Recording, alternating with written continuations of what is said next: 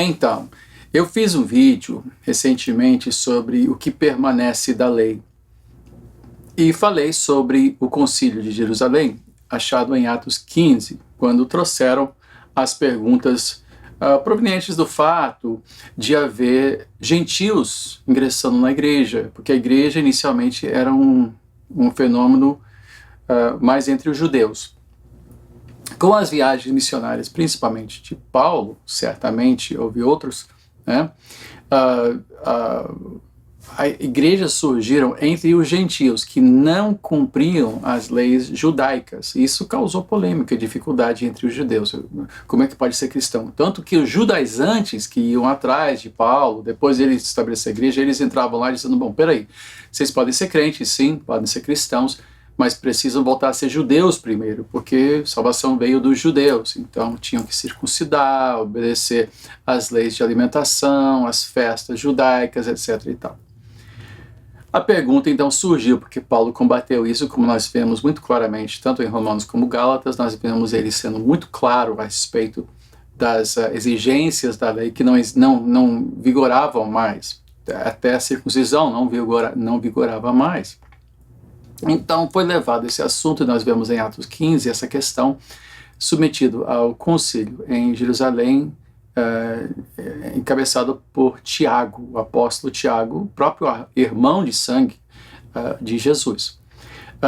E o que foi decidido, e alguém me perguntou, porque eu falei sobre isso, inclusive não sei se notaram, eu tirei esse vídeo do ar, porque alguém disse, peraí, pode ou não comer sangue então? Porque eu fiz um vídeo falando que podia, né, uma carne que não está assim bem passado, ainda tem sangue, obviamente. Há essa estipulação em Atos 15 dizendo para não comer animais sufocados, que obviamente não sangrados, né, sufocados, e não podia comer sangue. Que decisão foi esta e como isso nos afeta? A decisão em si não nos afeta diretamente, porque a pergunta que estava em pauta em Atos 15 foi quais as exigências sobre gentios cristãos convivendo com judeus cristãos. Aí o que nós temos na decisão de Tiago é uma referência a exigências achadas em Levítico 11 e 12 sobre o que o gentio que convive entre os judeus precisa observar. Se abster de imoralidade sexual, se abster de idolatria, ou seja, comida oferecida a ídolos, falando sobre, né, o ato de oferecimento de comida a ídolos, porque não era só comer carne que era sacrificado a ídolos e depois vendido, não, havia todo um ritual. Então, a exigência era contra imoralidade sexual, que continua, contra idolatria, obviamente, né, cultos, envolvimento com cultos espíritas, e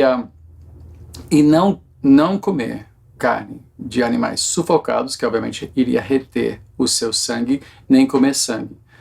Então, podemos comer ou não comer sangue? Esta exigência, segundo que eu voltei, quando me perguntaram, eu voltei a estudar, e vi que essa exigência se aplicava aos cristãos gentios convivendo com cristãos judeus.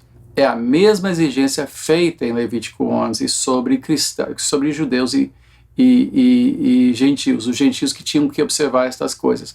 Se aplicam a nós? Não. A questão de comer sangue não se aplica mais a nós. Assim como circuncisão, o próprio apóstolo Paulo foi muito claro a respeito disso. Então temos que entender então o seu contexto e como é limitada essa decisão apenas àquela comunidade daquela época.